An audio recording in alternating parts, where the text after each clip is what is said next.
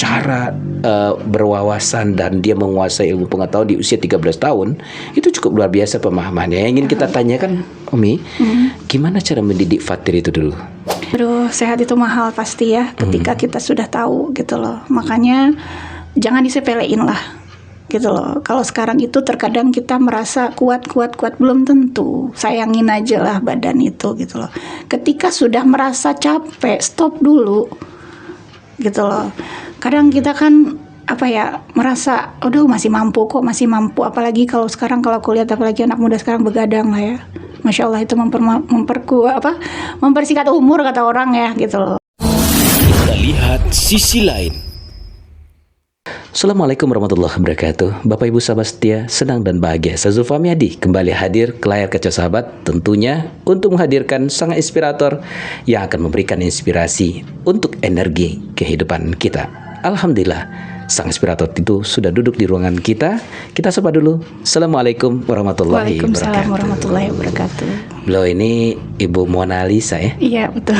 Apa kabar, Bu? Alhamdulillah, Pak. Selamat datang Umi Mona Lisa. Ya, panggilannya Umi Mona Lisa. Umi Fatir ya. Ini Umi Fatir, supaya kita ini dulu, kita sepakati dulu. Ini kita panggil Umi Fatir aja ya. Umi Fatir. Umi Fatir. Umi lah ya, Umi aja ya, Umi. Oke, Umi. Umi ini anak keberapa dari berapa bersaudara nih?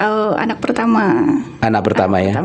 Anak pertama dari berapa saudara? Dua saudara. Ini asli kampung di mana nih, Umi? Di sini di Guguk Aranda Agam. Oh, Guguk Aranda ya.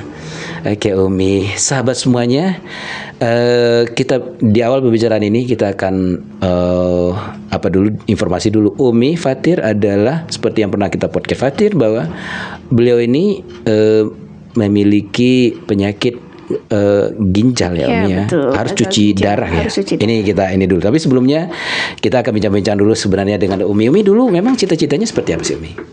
Cita-citanya apa ya? Sebenarnya pengennya sih punya bisnis lah ya sebenarnya. Karena saya hobinya sih masak gitu ya, pengennya punya restoran atau apa, cita-citanya gitu. Tapi ya dulu sempat bekerja kantoran juga gitu. Sempat kantoran, Umi? Ya, di mana sih, Umi? Di Jakarta dulu. Di bidang jasa atau apa, Umi? Telekomunikasi. Telekomunikasi. Sama terakhir gudang garam. Oh. Gudang garam. Iya. Gudang garam itu kan rokok, kami. Betul. Kenapa disebut gudang garam? Kenapa tidak gudang rokok? Iya. Itu dia. Pintar juga ya, sempurna gitu ya. Gitu ya. Jadi dengan bapak siapa pemiliknya sempat ketemu berarti, Umi? Iya, sempat ketemu. Oke. Tapi merokok dapat. Iya, betul. Ini bicara candu juga nih sebenarnya, Umi ya. Itu Pak tembakaunya dari memang dari ini ya. Ya, di Indonesia kan, ya? Pabriknya di Kediri. Kediri. Oke. Kita ngambil inspirasi aja nih, Umi. Dari kalau kita bekerja di sebuah pabrik itu hal-hal apa yang sebenarnya mesti ada kita butuhkan? Maksudnya keilmuan kita, disiplin atau apa yang lainnya kalau diajarkan di sana tentang motivasi apa sih di sana? Ya pasti disiplin sih ya. Disiplin ya. Karena kebetulan kan aku di office ya, bukan di ininya, bukan di pabriknya gitu. Jadi front office dulu. Iya, di office-nya. Pelayanan tamu lah gitu ya. Lebih ke aku bagian procurement, jadi bagian untuk promosi. Misalnya kalau rokok itu ditaruh di swalayan. Oke. Nah, untuk alat promosinya, aku yang penyedianya, misalnya merchandise-nya atau apanya gitu loh. Yang kayak gitu, misalnya kayak asbaknya, misalnya, atau dia bundling dengan beli apa dapat asbak, beli apa dapat korek. Nah, misalnya kayak gitu. Nah, penyediaan barang-barang selain rokoknya aku gitu. Oh, ini masalah brand, masalah iklan. Berarti di situ sudah betul. Ini ya. Konon ceritanya itu biaya iklannya itu 10% dari itu, benar ya? Iya, tergantung ininya ya. Dari informasi ini kita dengar dulu, iya kayak gitu. Artinya walaupun sudah ternama dan dibutuhkan, yang iklan harus tetap ada. Iyalah. Wih. Dan itu cukup luar biasa ya. Dari mungkin kita ada pro dan kontra tentang rokok, tapi memang kita ngambil dari sisi ininya brand. Jadi membangun brand itu penting sekali kita lihat ya. sebagai iklan yang itu dia masuk kepada berbagai segmen, misalnya pasar anak muda, kedai juga Iya, beda betul. begitu ya. Dan dia tetap walaupun sudah tenar itu tetap menjadi beriklan ya Mia. Iya. Kita masih ingat Karena persaingan juga. persaingan juga ya. Jadi jangan lengah dengan kompetitor ya. Betul. Salah satu iklan yang mesti ingat bagi kita, nanti lo juga paham Iya. katanya kan. Ya bukan macam-macam kan, dari iklan juga kan slogan-slogannya bikin Slogan-slogan menarik kan, menarik gitu ya. Apalagi anak muda kan, gitu. Kemana yang ini kan mereka bisa aja pindah kan. Gitu. Iya. Berarti Umi dulu jalannya tidak di kantor aja berarti ya, ke keliling daerah juga ya. Ada tapi jarang sih. Aku Jarang. lebih kerjasama sama vendor ya. Vendor ya. Vendor yang datang ke kantor menawarkan produknya, untuk yang kerjasama misalnya vendor bikin akrilik atau apa. Nah iya, mereka iya, yang iya. datang ke kita untuk menawarkan gitu. Oh gitu ya. Berarti pelatihan juga sering atau gimana Demi? Kalau di ini nggak terlalu sih. Nggak kalau terlalu ya. udara, nggak. Itu cuma kecuali di bagian ini ya, marketing gitu ya. Ya aku lebih kebanyakan marketing sih. Sebelum sih aku di Bakri Telekom. Bakri? Di Asia zaman dulu kan ada Asia. Iya, kartu HP Asia ya. Betul. Kalau di situ gimana pula ini pengalamannya Mi? Nah di situ di marketing itu memang lebih banyak di luar. Gitu. Oh, gitu. Kerjasama sama perusahaan-perusahaan kan gitu. Jadi seberapa penting sih marketing kalau di dunia perkantoran yang Umi pelajari dulu? Ya sangat penting lah ya. Nggak penting ya. Kalau Asia, HP-nya yang Asia kalau HP Hidayah kalau kata orang zaman Iya, dulu dulu tuh ya. yang paling terkenal. tuh Iya, kan. iya Asia gitu ya. Ada ngaji-ngajinya juga atau apa? Iya betul itu Bener ya? HP Itu ya, Hidayah itu. ya. Iya, HP Hidayah namanya ya. Hidayah itu. Iya. Sekarang tak kemana dia? Itu Iya. perusahaan Bakri punya ya. Bakri punya Jadi Bakri ini banyak juga ya. banyak ya. Iya. Oke, Umi luar biasa itu dia pekerjaan masa lalu dengan inspirasi ininya ya. Nah kita sekarang Umi ini kan masuk kepada titik poin ini Fatir. Nah kita beberapa ini yang lalu kita coba ini Fatir itu kan cara berwawasan dan dia menguasai ilmu pengetahuan di usia 13 tahun itu cukup luar biasa pemahamannya. Yang ingin kita tanyakan Umi, gimana cara mendidik Fatir itu dulu? Waktu dia Sebenarnya tidak ada yang spesial ya. Cuman memang Fatir itu dari kecil tuh memang hobi sekali untuk berpikir gitu. Maksudnya kayak mainan atau apapun dia tidak mau yang membosankan. Maunya tuh berpikir gitu loh, segala sesuatu aja. Dan memang aku semampu aku apapun yang dia mau selagi itu memang ada manfaatnya, aku selalu support apapun. Misalnya kadang-kadang ada orang tua yang buat apaan sih? Buang-buang duit buat apa gitu. Bahkan untuk Globe aja dia umur 3 tahun udah minta. Globe 3 tahun. Globe 3 tahun dia minta. Yang tadinya aku tidak mau ngasih. Apaan sih umur 3 tahun minta Globe? Cara mintanya Baca gimana? aja belum tahu, misalnya pikir kita kan gitu loh. Nah mungkin dia lihat di TV atau mungkin dia lihat dari HP gitu. Nah akhirnya omanya yang beliin gitu, karena mungkin sayang sama cucu dia minta terus, beliin aja gitu. Akhirnya omanya yang beliin dan alhamdulillah memang dia Globe itu dilihat dia bisa dibaca sampai ibu kota tuh dia hafal. Ibu kota Semua dia hafal? negara, iya, pasang tinggi apa itu segala macam, lintang apa tuh dia tahu gitu. Dipelajarin sama dia gitu loh. Dia tuh Itu ada tipenya yang seperti mandu itu. atau dia belajar sendiri? Dia belajar sendiri. Oh gitu Gitu. ya. Kadang dia ya memang ya semuanya pro and kontra ya. Kalau masalah HP, kalau saya sendiri kan Fatir memang dari kecil saya nggak batasin HP, tapi memang dilihat, dipandu gitu loh. Maksudnya dia lihat apa sih, yang dibuka apa sih gitu loh. Oh gitu ya. Nggak semata dia main HP itu buat game tuh enggak gitu loh. Ada, tapi bukan itu aja gitu loh. Dia buka YouTube, dia buka pengetahuan lebih banyak itu gitu loh. Jadi sebenarnya ilmu pengetahuan dari situ juga ini ya. Betul. Karena kan dari polanya kita lihat kalau hanya buku, karena beragam buku rasanya ini Iya. juga gitu. Tapi dari situ cara dia berpikir mulai Iya kritis ya. betul. Dan kadang kita sebagai orang tua kan suka memaksakan ya. Iya. Nah aku tuh ada pasti ada. Tapi aku lebih melihat nih anak sukanya kemana sih. Kadang-kadang aku lihatnya sekali 2 kali misalnya bawa ke toko buku. Kita kan namanya umur 3 tahun kita ngasih buku dongeng, buku apa. Dia nggak mau. Abang nggak mau ini, boleh nggak abang pilih sendiri gitu. Nah aku bingung kok diambilnya buku sel, buku tentang anatomi tubuh, tentang gunung, tentang apa gitu. Nah aku bingung loh kok ini nanti nggak kebaca pikiran kita sebagai orang tua. 3 tahun itu ya. Iya. Nah terus dia bersikeras juga kan.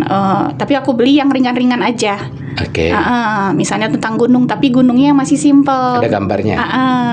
Ya udah begitu, terus dibacain. Tapi alhamdulillah Fatir itu playgroup itu dia sudah bisa membaca gitu loh. Dan memang tidak aku paksain. Waktu kecil tuh aku suka pasang poster di dekat kamar. Tuh di depan tempat tidur itu aku poster huruf hijaiyah. Nah sebelum tidur tuh aku iseng-iseng sambil ini baca ini. Akhirnya dia cepet kan gitu loh. Suka jadi sambil bermain lah, karena menurut aku kalau anak rileks dia kan gampang masuk apapun, karena dia ibaratkan gelas kosong ya gitu loh, jadi kita isi pasti gampang banget masuknya gitu loh. Nah jadi dan saya juga masukin Fatir itu kan SD-nya kan sekolah tahfiz ya, di Cahaya di Atas Cahaya.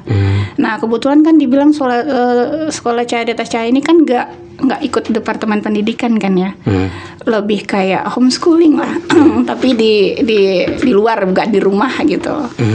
Nah aku lihat juga cara di situ kan dipimpin sama Umi Sari ya.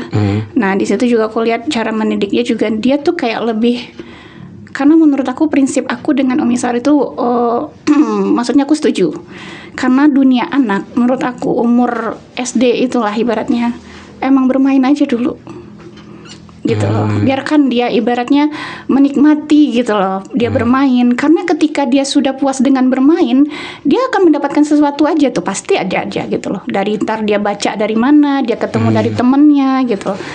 Nah karena aku tidak pernah memaksakan Fatir sampai SD itu, dia awalnya tuh dia gencar banget hafiznya, sempet aku tuh dia kelas 3 itu agak menurun.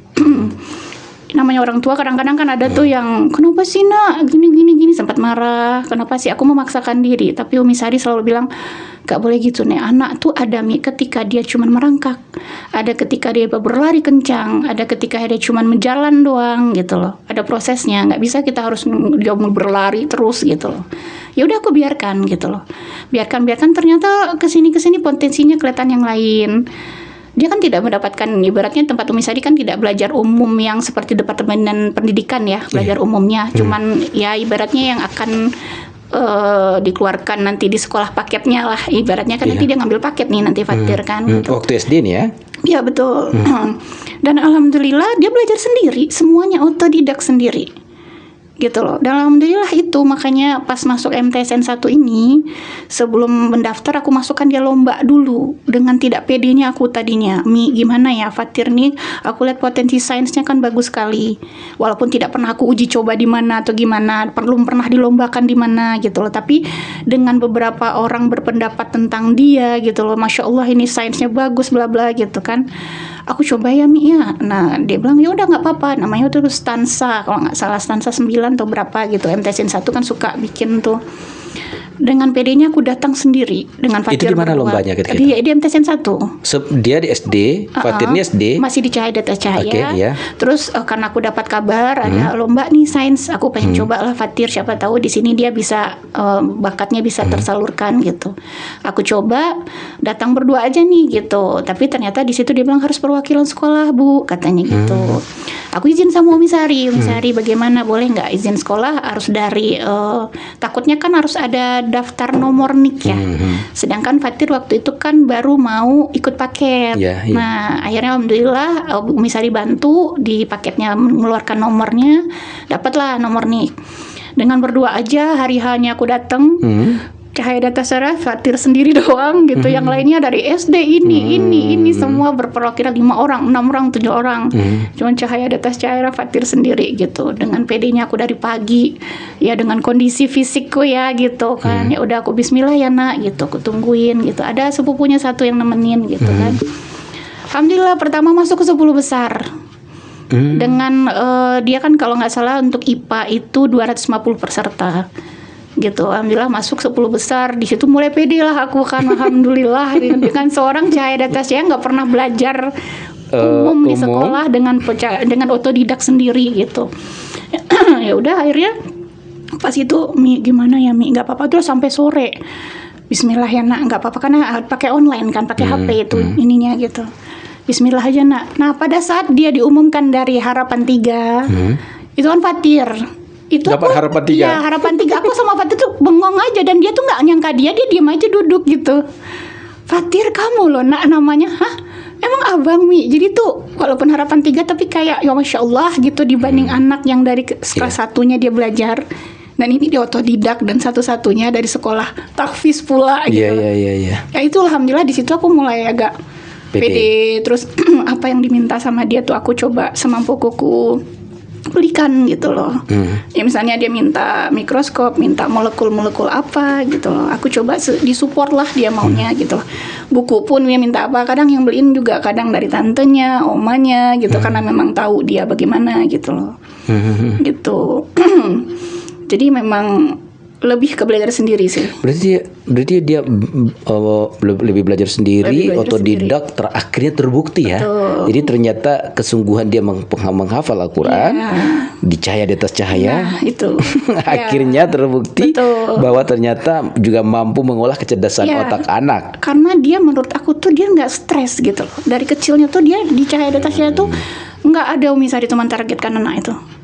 Kamu kelas 1 harus segini ya, enggak.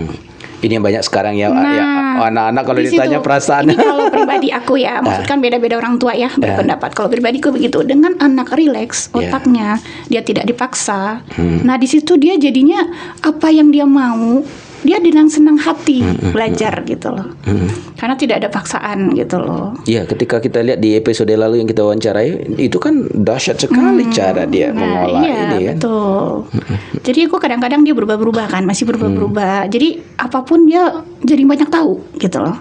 Bidang apa, ntar lari lagi ke gambar, ntar lagi lari lagi ke IPA, ntar lagi lari ke mana lagi gitu loh. Ya aku selagi aku bisa aku support. Misalnya dia gambar, beliin karton ya biasa aja, nggak usah yang harus kayak arsitek gitu ya. Tapi ya semampunya dia. Itu gitu. dia lihat YouTube dulu atau gimana ya? Kadang-kadang mungkin terinspirasi mungkin awalnya dia ya. YouTube gitu. ya. Betul, mungkin dari games itu kan ada kayak Minecraft apalah namanya kan. Mungkin terinspirasi dari situ dia gitu. Kayak Minecraft kalau nggak salah ya. Betul. Ini cukup bagus juga, artinya kita berpikir tentang internet sehat. Karena kan internet juga adalah pusat informasi ya, pusat informasi yang ketika berinternet sehat ternyata mampu membuat anak-anak jadi cerdas ya. Betul. Tergantung aja sih pemakaiannya kemana kan. Iya, betul. Kayak pisau lah ya, kita mau sayat apa begitu ya, potong bawang atau jadikan potong tangan gitu ya. Memang mungkin kebetulan, alhamdulillah aku diberikan anak yang memang bukan yang ke arah yang nggak baik gitu loh. Sebenarnya kan ya sama aja lah kita ngelarang anak kita aja jam bangun tidur juga liatnya HP. Kalau mau jujur ya. Iya, maksudnya anak segede itu lebih nggak bisa dikontrol. Kita aja yang udah bisa dikontrolnya bangun aja, mending nggak usah bawa dompet daripada HP ya kan. Nah, ibaratnya gitu loh. Kadang kita memaksakan anak yang belum bisa berpikir, kita aja yang udah bisa berpikir aja. Nah kalau aku sih mikirnya diarahin aja gitu loh. Ini peran orang tuanya penting ya. Yang pada akhirnya memang ketika mampu menggunakan dengan tepat, malah dia menjadi sesuatu energi buat anak ya. Dan terbukti Fatir kayak tadi ya. Iya, sekarang apa sih yang nggak pakai HP? Iya, betul. Aplikasi apapun, bahkan yang malah kita kasihan orang tua yang gaptek malah. Iya, betul. Apa rumah sakit semua udah pakai online. Betul. Anak yang mau kita batasin. Nah nanti gimana dia ke depannya kalau kita batasin HP? Gitu loh. Kan ada orang tua nggak boleh megang HP sama sekali. Aduh. Masalah ini zamannya udah beda gitu loh, nggak bisa gitu loh. Iya, betul. Yang pada akhirnya memang dia salah satu pusat ke aktivitas nanti ya. Semua di sini scan ini gini. Justru yang bahaya malah yang membatasi. Dia curi-curi malah dia ya kan? Malah yang banyak yang tidak terpantau. Karena memang dia curi-curi jadi dia penasaran. Ya kan gitu loh. Itu yang banyak terjadi gitu loh, ngerinya. Pada akhirnya HP mengerikan akhirnya. Oke, berarti ini rahasianya. Kalau waktu-waktu hamil gimana itu dia? Ini ada bacaan khusus atau gimana? Enggak gitu? sih, cuman memang aku seneng denger murotal gitu loh. Gitu. Dari Fatir bayi pun seneng tidur tuh. Tapi mau tidur terserah, orang kadang ada yang bilang didengerin juga enggak masalah. Tapi dengan itulah kadang aku aja yang mungkin tadinya cuman hafal 3 kul loh. Ibaratnya loh ya, seorang orang pekerja ibu rumah tangga boro-boro baca Al-Quran gitu kan. Tapi dengan dengan mendengar gitu loh. Alhamdulillah, ibaratnya dikit-dikit juz 30 tuh ada juga lah yang Iya, hafal, apalagi muraja'in fatir gitu kan, gitu loh. Tapi alhamdulillah kalau menurutku murotal itu bagus banget sih buat anak gitu loh. Ya. Umi kan dulu bekerja di perusahaan begitu ya. Itu artinya kan, mohon maaf ini kalau orang kerja di high class itu kan dia logis hitung-hitungan, nggak mau yang pola-pola homeschooling kayak gini. Ini kisahnya di gimana? Mohon maaf ini kebanyakan ini pertanyaan pertama ini resmi atau tidak gitu ini. Betul. Ini kan sekolah paket ya, bahasa dalam tanda kutip yang selama ini kebanyakan orang terbayang ya, Umi kan. Tapi Umi kenapa kok pilih yang ini? Apa karena landasan dulu awalnya? tuh waktu Fatir waktu playgroup itu kan masih di Jakarta ya. Playgroup masih di Jakarta. Nah, aku melihat potensi Fatir pun juga ke agama ini ada. Pertama, yang kedua mungkin zaman itu booming-boomingnya tahfiz, dimanapun tahfiz, apapun tahfiz. Dan aku juga berpikir dasar anak lebih baik memang agama dulu lah. Kedepannya nanti dia bisa memilih sendiri kalau sudah pondasi agama dulu gitu loh. Kalau menurut aku ya gitu loh. Nah, biar dia cinta Al-Quran dulu gak sih gitu. Karena kita aja yang udah TPA aja dulu gitu kan, yang mungkin udah segitu streetnya pendidikannya gitu. TPA itu kan gimana gitu kan. Nah ini, tapi menurutku kalau tahfiz itu kan dia biar mencintai dulu lah sendirinya gitu loh. Kalau menurutku gitu. Karena walaupun dia gak terlalu kayak fikih juga yang kayak gitu-gitu kan, di tempat Umi Sari kan ya ibaratnya dasar-dasar ya diberikan gitu loh. Cuman aku kalau di Umi ini aku melihatnya lebih ke psikologisnya gitu.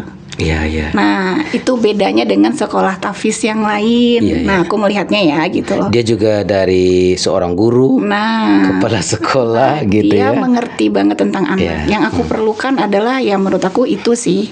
Lebih bukan ke tahfiznya. Tahfiz itu mah beda-beda kepala anak lah ya ibaratnya gitu loh. Lebih ke jiwa anak-anak, dia mengertiin nih kebutuhan anak ini sama ini dia ngerti bedanya, nggak sama menurut dia. Nah itu dia nggak menyamakan satu kelas ini harus sama semua, enggak. Yang ini lama nggak masalah, yang ini nanti duluan silahkan. Nah itu yang aku senengnya. Dia passionnya itu memang di situ gitu ya. Nah itu juga yang membuat aku nyaman. Maksudnya dan dia itu juga keluhan dari orang tua atau apa dia mau mendengarkan. Nah gitu loh, nggak secara umum dia gitu loh. Ya artinya lebih detail satu-satu anak begitu ya. Nah jadi makanya dia tuh tidak yang kayak sekolah lain kan, ayo udah masuk aja terima aja. Dia mah enggak, tidak memaksa, tidak apa. Nah jadi ya dia apa adanya, sekolahku begini. Cuman yang aku lihat tuh ya begitu.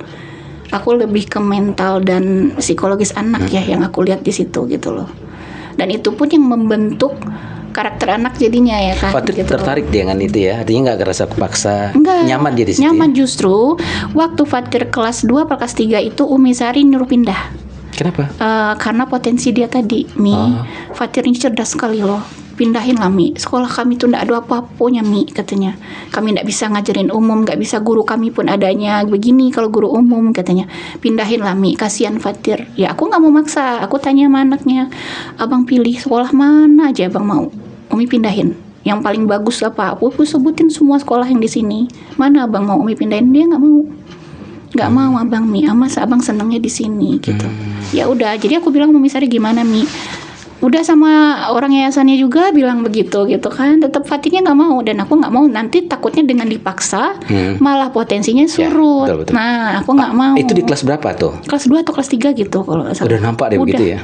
Tapi dia lebih pilih tetap dia bersama mau di Quran situ, ya. Iya. Mau dia gitu. Jadi itulah alhamdulillah prosesnya. Dan aku juga setelah di MTSN ini, yang aku takutkan mampu nggak dia pergaulannya. Benar nggak? Dari yang sekolah seperti itu, terus dengan sekolah yang terarah, masuk jam 8, pulang jam ini, dengan guru berganti-ganti mata pelajaran, dan alhamdulillah gitu loh. Dia mengikuti dan baik dan berprestasi juga. Dia dapat nilai A+ juga di ini, berarti kan kalau di ini walaupun ada ranking sekarang, tapi bagian atas juga dia. Iya betul, alhamdulillah. Alhamdulillah ya. Iya. Gitu. Iya. Waduh, ini luar biasa ya. Oh gitu ya Fatir. Tapi kalau ilmu-ilmu rahasia dalam pendidikan itu cuma Mi ya? Iya, cuman ya nggak ada sih yang spesial sih. Paling tapi dia minta mikroskop itu nggak bingung. Ada juga nggak ala-ala dokter kayak ini kalau ada. Iya, mikroskop apa tuh? Bisa dia gunakan? Bisa. Kayak tensi apa. Kadang aku sini Mi omanya diukur sama dia sendiri. Kadang teman-teman omanya sini abang ukur gitu. Ntar dia dicek, ditulis sampai kayak dokter beneran gitu loh. Ditulis. Iya, ini tensinya segini. Kadang obat-obat ringan pun dia tahu gitu loh. Nanti oma minum ini ya katanya gitu. Bahkan tuh kadang aku pernah ngobrol gitu sama pemuda-pemuda masjid dekat rumah ya. Dia baru punya ide tapi belum terlaksana.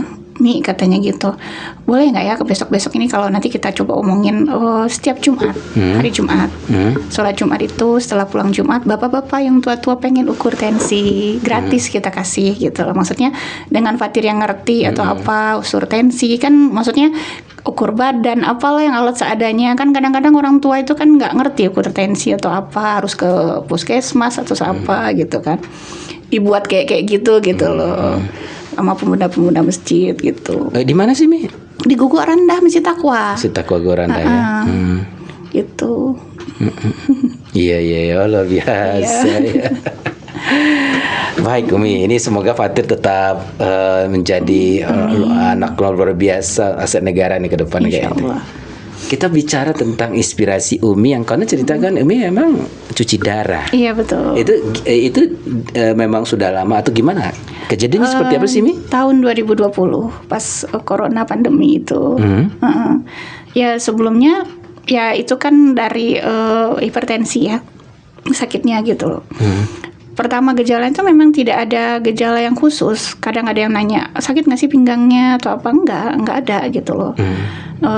Cuman mungkin lebih ke banyaknya menumpuknya cairan di badanku karena aku yang nggak sadar kalau itu ginjal gitu kan. Cuman nggak nyaman aja. Pertamanya itu yang kerasa itu ada kali beberapa bulan malam itu susah banget tidur. Tidur tuh susah, mata tuh udah ngantuk banget, cuman badan itu kayak kok nggak bisa ya, udah rubah posisi kemana-kemana tuh kok gelisah lah ya, gelisah aja gitu. Yang sakit tuh nggak ada, cuman nggak nyaman aja gitu loh. Nah terus suka buang air kecil tiap malam, justru kan itu nggak baik ya kalau malam tuh aus terus tiap malam gitu loh. Haus tiap malam terus. Justru malam itu yang suka buang air kecil sama haus awalnya. Terus karena pandemi itu kan kadang-kadang kita juga takut ke dokter ya kan, karena kayak gitu virus gitu, takut ketemu orang atau segala macam. Tapi karena udah mulai larinya ke makanan tuh udah nggak nafsu makan. Yang agak anehnya tuh lidahku itu kayak ada cabai sedikit tuh kayak pedes banget gitu loh. Cuman kayak gulai-gulai ayam doang yang mungkin nggak pedes itu kayak ya Allah kok rasanya pedes banget. Pedes banget. Akhirnya karena kayak gitu tuh akhirnya makan gak nafsu. Yang makan tuh kayak bikin telur aja. Kadang kayak bayi belilah nugget apa yang asal bisa makan gitu. Karena mulai gak enak, periksalah ya ke dokter. Pergilah ke dokter. Kata dokter juga, namanya lagi kayak gitu kan, dokter juga gak seleluasa memeriksa seperti biasa karena lagi pandemi. Akhirnya disuruh ke Prodia untuk cek darah. Nah cek darah di situ biasa kalau cek darah kan cuman kolesterol, asam urat sama gula. Nah bila 3 itu nggak ada masalah, cuman ya memang ada asam urat agak tinggi sedikit gitu. Pada saat itu dikasih cuman obat asam urat aja sama dokter. Nah udah minum obat asam urat, tapi kok kayak nggak ada ininya ya gitu loh, nggak ada perubahan, masih nggak nyaman aja gitu loh. Pernah satu hari itu aku tidur siang, kok kesemutan seluruh badan gitu. Awalnya di situ ada apa ya nih gitu, asam uratnya kambuh kali kata mama gitu kan, terlalu tinggi kali asam uratnya. Nggak tahu ya ma gitu, jadi kayak menegang gitu badan gitu loh, kayak mungkin berarti sebenarnya itu adalah cairan yang udah menumpuk, tapi kan aku waktu itu nggak tahu kalau udah ginjal gitu. Jadi aku merasain tuh kayak kebas gitu loh, karena udah bengkak gitu badan, kayak naik badan, muka juga agak bengkak gitu kan. Nah terus akhirnya aduh gimana ya, ke dokter lagi aja ya gitu, karena udah itu masih pandemi. Masih pandemi 2020 itu masih. Akhirnya aku ke dokter lagi. Kata dokter, oh iya bu aku lupa satu lagi ginjal katanya, coba cek lagi ya bu darahnya, ginjalnya lupa gitu. Jadi besok aku mau ke periksa ginjal itu, aku tuh tremor sorenya tuh, udah nggak enak badan tuh, gerak-gerak gini kepalanya sama tangan. Jadi kayaknya racun tadi tuh udah ke kepala gitu loh. Dia sudah gerak sendiri tanpa terkendali ya? Iya, gini gitu. Sudah berapa detik udah begini. Jadi kan pusing kepala, udah nggak nyaman. Mah aku dirawat aja ya mah kalau udah kayak gini, karena dokter kan disuruh dirawat juga. Cuman kan kita mikir pandemi gini siapa yang mau nungguin di rumah sakit gitu kan. Nggak apa-apa lah mah, aku coba sendiri aja dulu kan, kalau pagi aja datangnya gitu. Karena Fatir waktu itu masih kecil dan papa juga, almarhum papa juga kan udah tua, jadi nggak ada yang waktu itu nggak ada yang nungguin di rumah waktu itu gitu kan. Tapi alhamdulillah ada saudara yang mau nemenin. Nah karena mikirnya kepala yang gerak-gerak, ya udahlah kita ke rumah sakit otak aja deh gitu. Takutnya nanti daripada pindah-pindah rumah sakit kan. Nyampe di situ langsung ke IGD, diambil darah langsung ketahuan ginjal. Tapi untuk stadiumnya belum ketahuan gitu. Udah dicek semuanya, besok paginya ya akhirnya sempet lah aku koma di ICU. Sempat koma? Sempet. Gitu, karena mungkin racun itu sudah banyak kali ya gitu loh.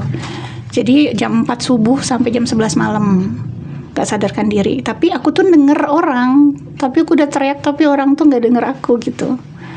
Apalah itu kayak katanya tuh alam bawah sadar itu udah ngantuk banget gitu. Jadi kita kayak gini bener-bener orang bilang kita nggak tahu kita tuh dengar, kita tahu orang, begitu ya, ya. Jadi kita sudah gini aja, menurut kita orang tidak sadar. Jadi kalau ada orang gini, kayaknya dia koma, tahu gitu. Iya, tahu. Jadi ada saatnya kadang aku bangun beberapa kali, dokter tuh bilang ibu Mona Lisa, ibu gitu. Aku tuh rasanya udah teriak manggil, iya dok, tapi nggak mampu gitu. Gitu nah, terus kayak mamaku, ini mama nak, bangun nak. Aku tuh dengar. Tapi nggak mampu untuk menjawab gitu, kayak kekunci mulutnya, kayak berat banget gitu loh, mata tuh ketutup tapi denger gitu, beberapa kali kayak gitu. Jadi orang koma itu kemungkinan dengar ada suara yang ini dengar, ya? aku tuh begitu, iya. Jadi orang kayak gini, kayak dia sudah koma, mana bangunin mama, kita dengar, tapi tidak tahu, tidak bisa mampu, ucap. Betul. Kadang gitu makanya ada juga kan orang yang suruh dokter coba diajak ngobrol, coba diajak ini, kan ada yang begitu kan gitu loh. Karena memang ada sesaat-saat kita memang nggak ada, terus tiba-tiba denger gitu. Beberapa kali aku kayak gitu. Dari jam 11 Jadi yang diomongin orang kita tahu gitu ya. Ya. Beberapa ini tapi tidak selalu ya. Tidak selalu. Cuman pas udah mau sadar itu, aku sempat dengar sebelah aku udah meninggal. Gitu. Karena di ICU ya aku kan gitu loh. Pas mau mungkin sekitar 15 menit lagi mau sadar kali ya gitu loh. Udah bangun matanya gitu. Aku sempat orang nangis-nangis lalu lalang tuh masih kedenger-denger gitu sebelah aku gitu. Tuh. Ingat itu jadi ini juga ya berarti Umi ya. Berarti nggak kebayang juga bisa sembuh dulu kayak gitu ya. Luar biasa lah perjuangan untuk melawan, misalnya untuk ikhlas lah ya. Gitu loh. Apa saja yang Umi lakukan ketika koma itu? Apa berarti Umi juga tahu saya sedang koma itu sempat mungkin ini dulu. Kalau untuk saat koma kita lebih pasrah ya. Yang lebih sulit itu adalah ketika sudah boleh pulang. Kita untuk menerima kita sakit ginjal stadium akhir dan harus cuci darah seminggu 2 kali. Seminggu itu 2 kali? 2 kali. Bukan Rabu sekali. Dan Sabtu aku. Rabu dan Sabtu. Ya. Untuk menerima itu yang pertama kali masya Allah. Begitu dikatakan dokter, ibu sebenarnya sakit ginjal. Iya. Disebutkan stadiumnya? Iya, kita kan berpikir tadinya, aku kan dari situ kan dirujuk ke Amamutar ya, karena kan alat untuk cuci darah nggak ada di itu, cuma ada di Amamutar gitu kan.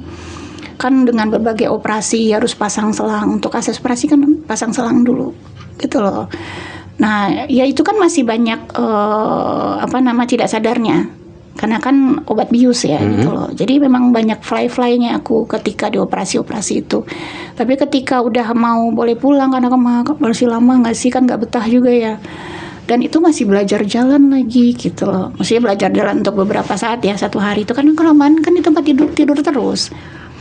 Gitu loh. Maksudnya ada 2 minggu aku nggak jalan kan gitu loh. Jadi belajar lagi di papah jalan jadi sebentar gitu loh. Umi, berarti Rabu dan Sabtu, berarti Rabu kemarin nih kan? Betul. Umi berarti cuci darah. Iya. Itu efeknya, ini kan sekarang energi nih. Ketika nanti jadi Rabu, Kamis, Jumat, ini energi terasa kurang. Iya, karena kan penumpukan cairan tadi. Jadi salah satu fungsi ginjal kita itu adalah untuk kita buang air kecil kan. Nah, karena ginjal itu sudah rusak atau kalau aku kan mengecil, dia mengkerut.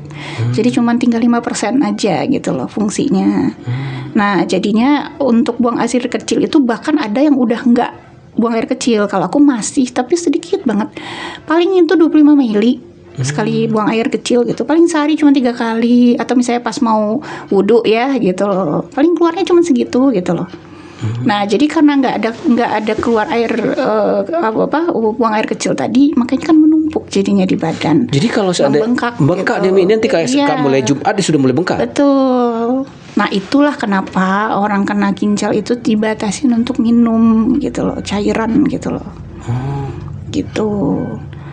Nah, kalau misalnya untuk takarannya sebenarnya ya, kalau takaran kita ke medisnya ya, itu cuman boleh tuh 1 hari itu air mineral 600 ya. Iya, 100 mili ya. Segitu.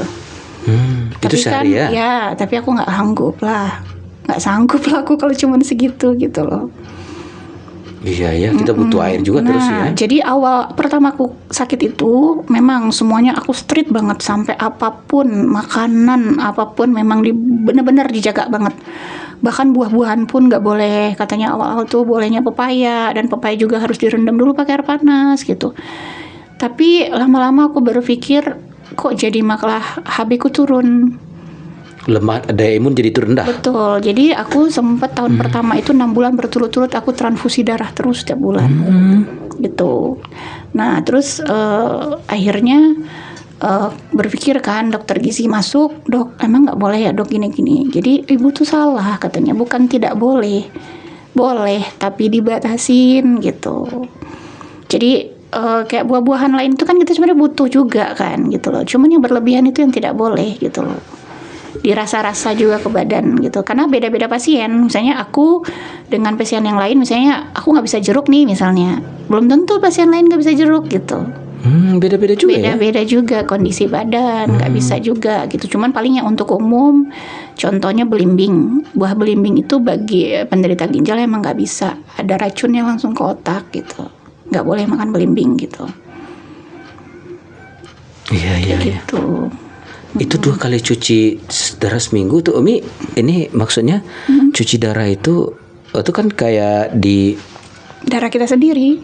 Lewat maksudnya Sekarang ada di sini aksesnya. Di sini aku dioperasi. Berarti kan sudah dibuat otomatis. Iya betul, di sini. Dioperasi di sini. Jadi kita kan ada nadi ya, arteri sama vena.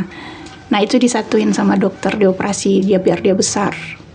Oh gitu, dari situ aja diambil lagi ya. Jadi nggak apa ya berarti ya? Nggak ada alat-alat lagi. Kalau sebelumnya kan di sini ada pakai selang kan, 2 selangnya. Jadi di sini pun 2. Ini 1 untuk masuk, 1 untuk keluar gitu. 2 ditusuknya. Oke, berarti ya kayak otomatis sekarang kayak handphone tinggal mencantolkan lagi. Cuma aku mau nunjukin, teman takut nggak ya nanti? Ini dia operasi. Itu sudah mulai bengkak dia ya? Udah, karena aku udah 5 tahun. Oh sudah 5 tahun? Udah 5 tahun. Stadium 5? Betul. Ini kayaknya Fatir menemukan obat ajaib nanti. Amin, insya Allah, amin. Fatir menemukan obat ajaib nanti nih, insya Allah. Ini kayaknya keren sekali dia gaya ininya. Ada alasannya dia untuk belajar biologi, kimia. Iya, betul. Memang dia pernah bilang, abang pengen nemuin obat buat Umi nanti, katanya gitu. Iya. Mudah-mudahan. Iya. Waduh, itu Mama apa ini Umi kan itu pakai BPJS atau gimana? Iyalah, betul. Kalau enggak mah, ya Masya Allah. Dulu memang awal-awal aku nggak pakai BPJS. Kira-kira kisarannya waktu dulu ya 2020 itu sekali cuci darah tuh sekitar 1,3 sampai 1,5 juta. Iya, 1 kali cuci darah. 1 kali cuci darah. 1,3 juta. Ya. Ini 2 kali ya. Ya. Seminggu 2 kali. Jadi nikmat Allah itu kalau seminggu 2 kali 1,5 1 juta aja lah. 1 juta kali 2 seminggu sudah 2 juta. Betul. Kalau 4 minggu 4 juta. Ya baru 1 bulan 4 juta kan? Iya. Sebulan 4 juta, 10 bulan 40 juta. Makanya habis harta sekaya-kaya apapun ibaratnya kalau nggak pakai BPJS. Jadi BPJS ini cukup membantu ya Mia. Nah, ibaratnya cukup membantu gotong royong. Itulah, betul. Dengan gotong royong semua jadi tertolong. Ini slogan BPJS betul. ini. Maksudnya satu sisi jujur mungkin dulu aku berpikir buat apa sih BPJS ya kan? Sempat berpikir begitu ya? Iyalah, saat kita apalagi ketika aku udah kerja mikirnya udah dapat kok asuransi dari kantor ya kan? BPJS buat apa sih gitu kan. Tapi ya itulah, mungkin ya ketika tidak sakit lah yang kita berpikir begitu. Ketika sakit, masya Allah memang. Jadi kita ngomong-ngomong dengan kita juga orang BPJS nih Umi. Kebetulan Umi sekarang ini merasakan manfaatnya. Iya makanya gitu loh. Jadi jangan ketika sakit baru ini ya dengan BPJS. Akhirnya benar sih, maksudnya akhirnya karena aku sakit dengan kondisi harus biaya seperti itu kan. Akhirnya adikku, mamaku jadi ikut BPJS semua. Iya karena kita kan nggak tahu ya kesehatan. Karena jujur aku bukan orang yang suka sakit-sakitan. Dari kecil tuh ibaratnya jarang keluarga, sakit Umi dulu. Iya, paling aku cuma punya sakit dari kecil cuma asma aja lah ibaratnya. Itu pun juga makin besar ini makin udah nggak ada gitu. Iya. Nah, cuman ya itu kok sekali sakit alhamdulillah ya begini gitu loh. Nah, itulah bingungnya keluarga gitu. Bila ya sekali sakit begini ya gitu loh. Makanya kemarin-kemarin disepelein aja kan gitu loh. Ngapain sih BPJS, apaan sih bayar-bayar terus. Tapi ya ternyata kan sekarang malah manfaatnya luar biasa gitu loh. Jadi sebelum sakit ya ini begitu ya Mi? Iya betul. Tapi yang terbayang bagi kita ya tadi itu. Ya artinya bagaimana Umi tetap memiliki semangat untuk sehat. 5 tahun itu bukan waktu yang sebentar ya. Iya. Apa mungkin yang Umi lakukan untuk membangkitkan imun tubuh spiritual nih? Imun spiritual sama imun tubuh ini apa sebenarnya Umi? Ini bagi yang sakit. Kadang-kadang kan mindset dulu sudah gini, maaf kalau orang lihat Umi secara kalau nggak ngomong Umi nggak ada apa-apa. Nggak tahu sakit, betul. Bener nggak? Bahkan yang nemenin aku ke rumah sakit kan mama, gitu kan. Kadang orang mikir yang sakit siapa bu? Ibu atau siapa? Nggak tahu kalau aku yang sakit gitu. Bahkan aku bantuin yang pasien lain buat daftarin BPJS gitu kan, sekarang harus online. Kadang-kadang yang tua-tua kan nggak ngerti pakai komputer. Kadang aku dibilang pegawai BPJS ya bu, padahal aku pasiennya gitu. Iya. Tahun pertama tuh ya Pak, aku bener yang pas keluar dari rumah sakit nggak ada semangat hidup. Bener-bener kayak pikiran itu udah aku mau mati gitu. Sebulan pertama. Iya, maksudnya tahun pertama lah ibaratnya untuk melalui itu ya, untuk menerima sakit ini gitu loh. Merasa diri tidak berguna, merasa aduh umurku pendek gitu kan. Apa yang bisa gue lakuin lagi nih, udah sakit kayak gini gitu loh. Makan nggak nafsu apa-apa, terus apapun yang dimakan ada larangannya. Jadi aduh nggak ada semangat. Cuma lama-lama selalu motivasi, lihat Fatir, orang sudah bilang kan, teman-teman, bahkan mama teleponin Umi Sari, teleponin siapapun teman aku buat datang ke rumah untuk menghibur aku gitu. Karena aku nggak mau keluar kamar gitu. 1 tahun itu? Enggak, maksudnya awal-awal lah, mungkin bulan pertama ya gitu. Nggak mau keluar kamar, nangis terus tiap malam tuh nangis mulu gitu. Karena merasa emang nggak ada gunanya lagi gitu loh. Bahkan tuh selalu bilang doa, kadang-kadang berdoa, ambil aja ya Allah, ambil aja, buat apa lagi gitu loh. Sampai ke Fatir pun mungkin aku agak keras. Ampu sampai ngomong, Fatir, nanti ketika Umi nggak ada, abang harus kuat ya. Sampai aku udah sempet ngomong seperti itu ke dia gitu loh. Tapi alhamdulillah dia tumbuh dari anak yang kuat ya mentalnya gitu loh. Sampai aku begitu ngomong sama dia gitu loh. Tapi dia tuh yang nggak ada banyak ngomong, dia diem. Ketika aku pun sakit pun dia anteng loh Fatir nih. Padahal ya Fatir tuh tidak pernah pisah dari aku tidur dari kecil. Kalaupun sama nginep dimanapun nggak pernah dia. Selalu tidurnya sama aku. Nginep sama misalnya tidur di kamar oma aja nggak pernah mau dia. Tapi ketika aku sakit, masya Allah nggak ada rewel, nggak ada nangis, nggak ada, anteng aja gitu loh, nggak ada neko-neko gitu loh. Sekolah tetap sekolah. Anteng tuh nurut aja gitu ya? Iya, nggak ada sekolah tetap sekolah. Dia nggak ada yang menunjukkan dia, alhamdulillah lah mentalnya gitu. Nggak ada membuat aku berpikir lah gitu loh. Nah terus pas turun cuci darah, aku nggak mau turun mobil. Terus suami selalu bilang, ayolah yuk ngobrol sama yang udah lama yuk, katanya gitu kan. Aku nggak mau, nggak. Jadi ketika pintu udah dibuka baru aku mau turun. Pintu ruangannya cuci darah udah dibuka baru aku mau turun.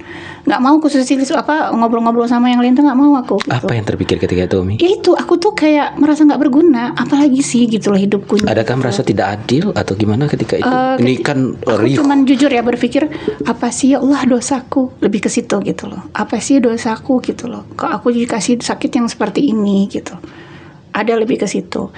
Nah, setelah itu lama-kelamaan suami membujuk, duduk. Kadang ada bapak-bapak yang udah 15 tahun, ada yang 10 tahun gitu. Mereka ngasih motivasi gitu.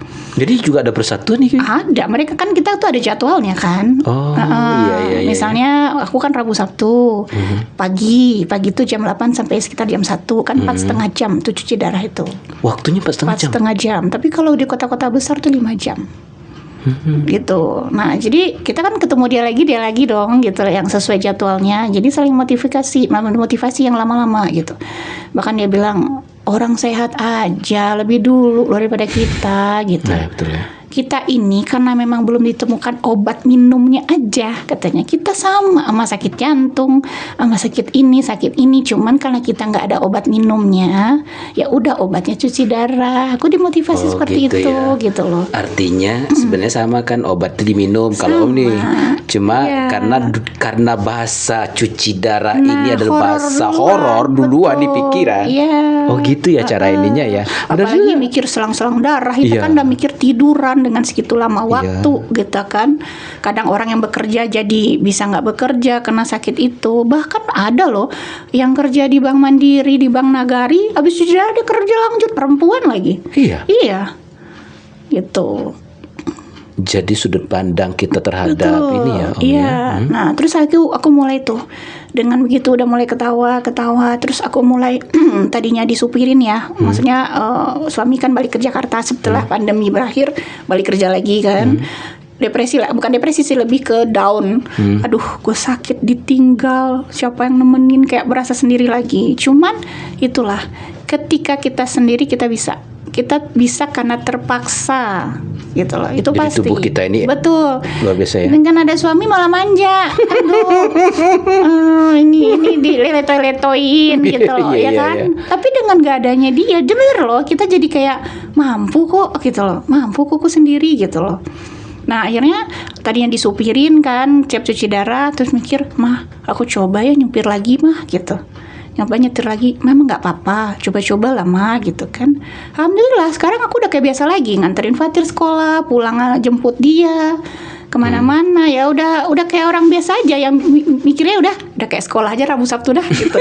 Kayak sekolah. Iya, tapi memang mindset ya. banget ini aku. mindset banget ya. Karena aku cuman berpikir dan berusaha untuk ikhlas gitu loh. Karena memang aku sampai di Ruqyah, sampai ini biar iniin diriku gitu. Imun ya. Iya, sampai saudara apa ya obat apalah dari Australia apa sel-sel apa dibeliin. Saking pengen aku ininya gitu loh. Tapi aku tuh memang harus dari diri sendiri kan gitu loh untuk motivasi itu. Terus berpikir Fatir kasihan Fatir, orang bilang semangat lah gitu kan. Aku mikir iya juga lah, ya udahlah tuh kalau cuma ajar ya aja lah gitu aku pikirnya kan gitu loh. Ya udah akhirnya aku biasa aja, makan juga nggak aku batasin banget, maksudnya yang nggak ekstrim lah ya gitu loh, tahu batasan diri gitu loh. Ya udah aku kayak orang biasa makan orang mikir beneran sakit gitu loh. Kalau nggak diceritain nggak bakalan tahu gitu loh. Ya mulai maksudnya membenahi diri yang tadinya merasa diri, karena kan perubahan ke badan, ke fisik ya kan, down, insecure, semuanya campur gitu. Itu berapa lama Umi lewat itu? Pokoknya setahun pertama lah. Setahun pertama gitu. Ya. Pokoknya proses ya, makanya ada sempat putus asa? Iya. Makanya, tapi alhamdulillah kesini tuh aku ya bukan mau ini ya, menurut aku pertama yang aku lakukan bukan mau membanggakan diri atau apa ya, aku merutinkan Senin Kamis puasa semampu aku, nggak aku paksa ya, maksudnya ya aku rutinkan. Bagi aku itu adalah juga pertama aku bisa mengurangi cairan ya kan, yang kedua ya dapat pahala, yang ketiga ya kan obat juga ya. Nah terus aku selalu mengusahakan habis maghrib itu aku ngaji, walaupun cuma 2 lembar doang gitu, karena menurut aku itu obat gitu loh, walaupun ya belum ketemu medisnya lah ya gitu loh. Tapi bagi itu lebih menenangkan, itu yang aku lakukan tiap hari. Tapi alhamdulillah itu yang membuat aku menerima akhirnya gitu loh. Tapi ada ini loh, jadi saya teringat ada kedahsyatan niat terhadap Al-Quran ini. Ada salah satu orang di agama ini juga, kita tidak sebutkan orangnya. Jadi dia tuh apa namanya tuh batu ginjal ya, batu ginjal dia malah kan 2 senti, ada 2 buah. Iya. Jadi dia itu salah satu hobinya itu baca Quran. Jadi kalimatnya itu yang paling hebat kayak gini nih. Dia membuktikan benar nggak Al-Quran itu kan Al-Quran itu syifa. Iya. Jadi dia membaca dengan meniatkan. Dia selama ini sudah baca juga. Tapi kali ini dia niatkan sebenarnya baca Quran itu untuk memecah batu ginjalnya. Dia dua awalnya akan diperiksa kan. Kalau kata dokter ingin cepat dia dioperasi, tapi dia tidak operasi. Iya. Keajaibannya adalah ketika dia niatkan ini Al-Quran untuk obat batu ginjal, ini ternyata dahsyatnya Umi, memang ternyata satu dari batu ginjal itu hilang. Ketika dia ceritakan, apa katanya? Kata dokter, ini begitu diperiksa lagi, dia sebelum berapa minggu dia sebelum periksa kalau nggak salah tuh. Oh ternyata batunya satu lagi katanya. Ini dia coba lagi periksa dok katanya kan, dia ceritakan tuh. Satu katanya kan. Jadi ternyata memang diniatkan yang tadi itu. Betul, dan keyakinan kita. Keyakinan dia kayaknya. Nah, aku juga insya Allah sih aku yakin, makanya ya ikhtiar aku ya begitu gitu loh. Selain obat ya gitu. Bahkan tadinya aku 2 tahun ke belakang ini aku udah nggak pernah konsumsi obat tidur lagi. Sebelumnya aku nggak bisa tidur, harus pakai obat tidur, dan itu nggak bisa yang Jadi 3 tahun generik. Pertama harus pakai obat tidur. Betul, nggak bisa yang generik dan harus memang yang dosisnya lebih ini. Artinya gitu. memang kram dulu nanti badannya, yang ini ya. Iya, dibikin fly dulu baru Iya, iya. tidur. Tapi lemes jadinya pagi. Iya, Karena kan dipaksa. badan gak kejang-kejang ya. Karena dipaksa gitu kan. Tapi karena mindset tadi, terus aku lebih mikirkan Al-Quran itu lebih menenangkan jiwa, pikiran gitu, lebih tenang gitu, rileks gitu kan. Alhamdulillah. Terus aku bikin kesibukan di siang hari. Apa kesibukan Umi? Iya, maksudnya contoh pagi ngantor fatir, Iya. atau aku ya paling santai-santai yang nggak bisa berat-berat banget lah aku kan gitu loh. Siapa orang yang menginspirasi Umi ketika Umi dalam keadaan down? Fatir lah pasti. Fatir ya? Iya. Ya pasti sama orang tua, sama Orang tua keluarga ya. lah ya. Tapi yang Keluarga pertama ya. pasti Fatir Betul ya. lah. Jadi gitu. ada alasan ya. Jadi Iya, sebenarnya karena ada aku alasan berpikir, untuk bangkit. Aku mempunyai anak yang masya Allah luar biasa, masa aku sia-siakan gitu loh. Dengan hanya aku berpikir hanya penyakit gitu loh. Gitu. Jadi penyakit pun masalah mindset ya. Betul, iya. Jadi aku mulai tuh main medsos, aku bikin-bikin VT di TikTok, apalah ya sesuai bagaimana menyenangkan hati untuk membangkitkan iniku lagi gitu. Itu sudah berapa tahun lalu? Setahun atau 2 tahun lalu? Udah mau 2 tahun lah. 2 tahun lalu Umi sudah bisa masuk lagi nerima keadaan Iya, lah ya. betul. Makanya orang nanya kok bisa sih kayak orang sehat, kok bisa sih? Ya makannya apa, dipantang nggak? Aku sekarang nggak pantang, cuman ya tahu batas lah gitu loh. Aku coba Senin Kamis aku puasa, aku bilang gitu. Hari puasa pun juga alhamdulillah aku puasa, kecuali memang bayarnya ketika yang hari cuci darah kan memang nggak sah ya, nggak boleh gitu loh, karena ada cairan yang dimasukin kan gitu. Gitu. Waduh, ini kita yang tegang mendengar ceritanya, kita yang sehat tegang mendengar. Umi, makna sehat bagi Umi. Ini kalau flashback. Waduh, sehat itu mahal pasti ya, ketika kita sudah tahu gitu loh. Makanya jangan disepelein lah gitu loh. Kalau sekarang itu terkadang kita merasa kuat belum tentu. Sayangin aja lah badan itu gitu loh. Ketika sudah merasa capek, stop dulu gitu loh. Kadang kita kan merasa udah masih mampu, apalagi kalau sekarang, kalau aku lihat apalagi anak muda sekarang begadang lah ya, masya Allah, itu mempersingkat umur kata orang ya gitu loh. Nah terus kayak makanan, kalau makanan kan ya memang ya zaman sekarang kan ya kita tahu lah ya gitu loh, bukan nggak boleh sama sekali, tapi diimbangin lah gitu loh. Terus kayak minum, olahraga gitu loh. Kadang kita kan olahraga penting. Iya, kalau menurut aku minimal jalan lah ya, jalan kaki lah atau apa gitu lah, atau sepedaan kalau punya sepeda, nggak usah yang berat. Karena kayak aku kayaknya terlambat gitu. Kenapa? Padahal udah sakit baru pengen olahraga, ternyata udah terlambat. Karena kayak ibu rumah tangga kayak kita kan mikirnya, aduh udah capek nih, udah nyuci, kadang ngepel, nyapu apa di rumah, itu beda. Olahraga itu memang harus dikhususkan bener-bener. Iya. Olahraga. Kata guru olahraga kita dulu, sesuatu kebiasaan yang sudah biasa dikerjakan itu bukan jadi olahraga katanya. Iya, betul. Iya, benar. Karena kalau olahraga kan memang raganya diolah. Iya, benar. Kita kan mikirnya udah capek seharian, mana sempet lagi olahraga. Jadi Padahal pesannya sebenarnya bisa kali kalau kita niatkan minimal 15 menit, masa nggak bisa sih, cuma sekedar gerak-gerakin aja di rumah gitu kan. Itu. Jadi bagi yang sehat jangan banyak bergadang, betul. olahraga, Pola hidup lah ya. Pola hidup gitu, ya. Diatur gitu loh. minum ya. Minum. Aduh, ini. Minuman kan sekarang apalagi ya kan. Iya.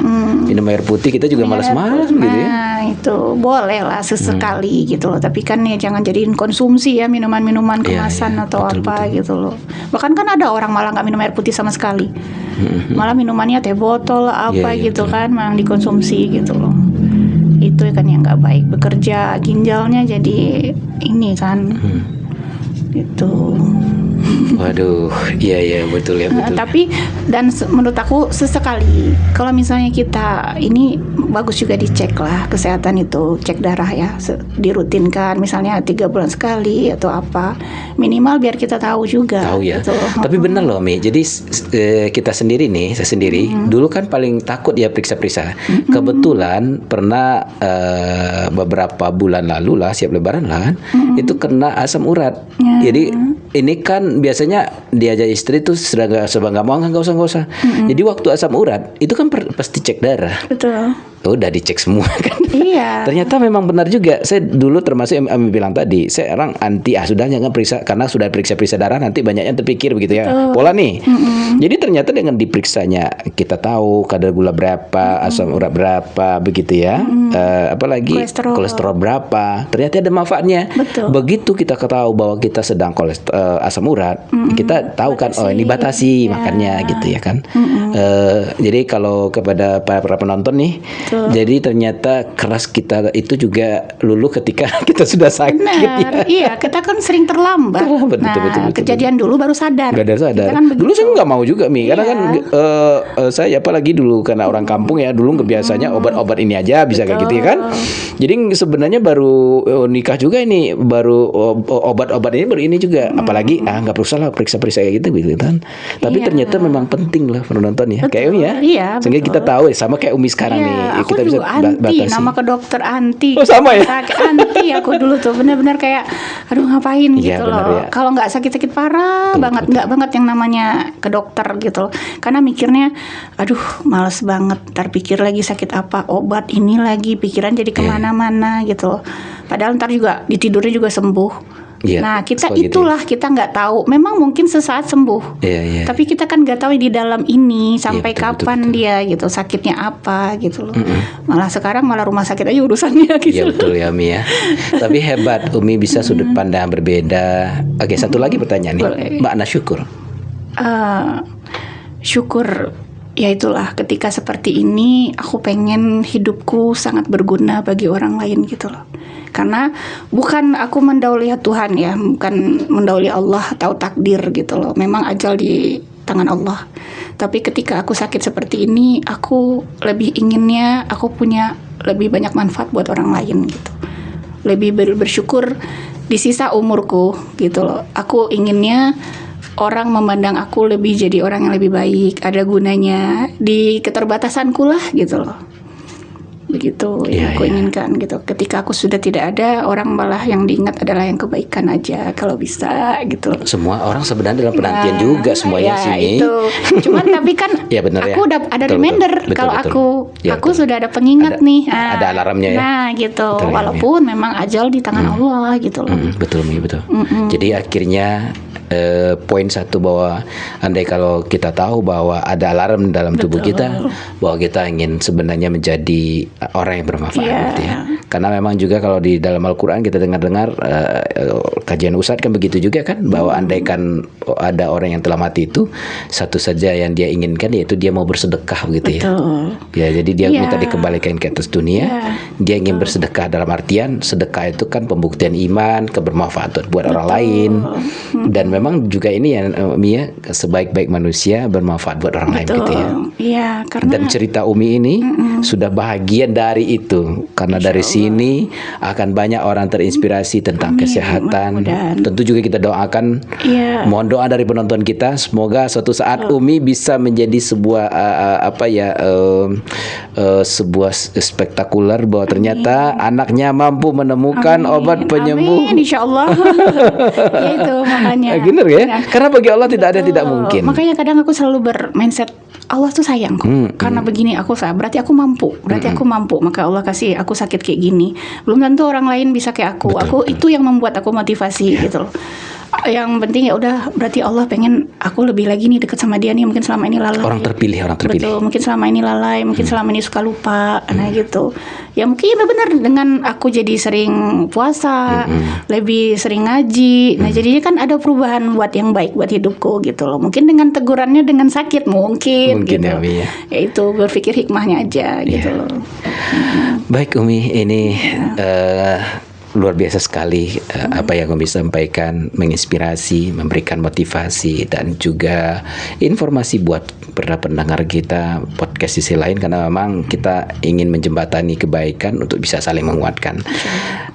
Informasi yang Umi sampaikan tentu menjadi penguat banyak orang yang mendengar nih, yang terutama yang selama ini yang keras kepala, ya kan, yang keras kepala, nanti aja lah, karena banyak banget loh sekarang. Makanya kemarin kan habis diresmiin di besar tuh ruangan cuci darah, karena banyak banget pasien baru dan muda-muda. Pasien muda banyak cuci darah. Usia berapa sih Mimi tahu? Banyak, mesti 20-an ya, 20-an ke atas, 30-an gitu loh. Kan kasihan yang masih produktif kerja. Iya betul. Nah gitu. Karena apalagi kalau nggak bisa nerima tuh harapan hidup rasa gimana gitu ya Mia. Nah iya, jadi kadang rumah sakit pun juga udah pusing gitu ngatur jadwalnya, saking udah banyak ya sekarang pasien gitu. Iya. Baik Umi, mungkin di penghujung cerita kita ini Umi mau nasihat apa buat pendengar kita? Aduh, nasihatnya apa ya? Ya lebih disyukurin aja hidup. Apapun itu ujian dari Allah pasti ada hikmahnya. Tidak mungkin gak ada gitu loh. Mungkin terkadang kita merasa apa yang kita inginkan itu tidak Allah kabulkan. Padahal yang tidak kita dikabulkan itu mungkin yang lebih baik dari Allah gitu loh. Itu aja, sok banget ya. Masya Allah luar biasa ya. Kalau nggak salah ayatnya tentang itu asa antakrahu syai'a wa huwa kurhul lakum wa asa antuhibbu syai'a wa huwa kurhul lakum wallahu ya'lamu wa antum la ta'lamun. Kalau nggak salah ayatnya begitu ya Mia. Boleh jadi sesuatu yang kamu kira itu baik pada tidak baik bagimu.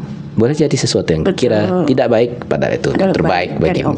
Allah Maha mengetahui padahal kita tidak mengetahui ya. Baik Umi, terima kasih. Kita juga terinspirasi dan tercerahkan dengan informasi Umi. Kita doakan semoga Umi salah satu pasien yang sembuh gara-gara penelitian anaknya tentang obat cuci darah. Amin ya Allah. Amin ya. Baik pemirsa, kesehatan itu adalah mahkota emas di atas kepala orang yang sakit. Jadi tetaplah jaga kesehatan fisik kita dan kesehatan batin kita. Terutama yang punya harta, pastikan harta kita tercuci. Betul. Dengan zakat, infak dan sedekah. Begitu ya Mia? Karena memang ternyata cucian itu sangat penting sekali karena akan membersihkan. Sebagaimana Umi ternyata dalam hal fisik ya Mia. Begitu kita cuci, kita sehat. Zakat juga bermakna sehat. Sampai di sini dulu kebersamaan kita. Sukses dan berkah buat kita. Salam sehat, salam berkah. Akhirnya saya Zulfa Miadi mengucapkan terima kasih buat Umi. Iya, terima kasih juga. Terima kasih juga ya, terima kasih juga ini. Semoga berkah kita bersama ya. Kita tutup. Akhirul kalam. Wabillahi taufiq wal hidayah. Assalamualaikum warahmatullahi wabarakatuh.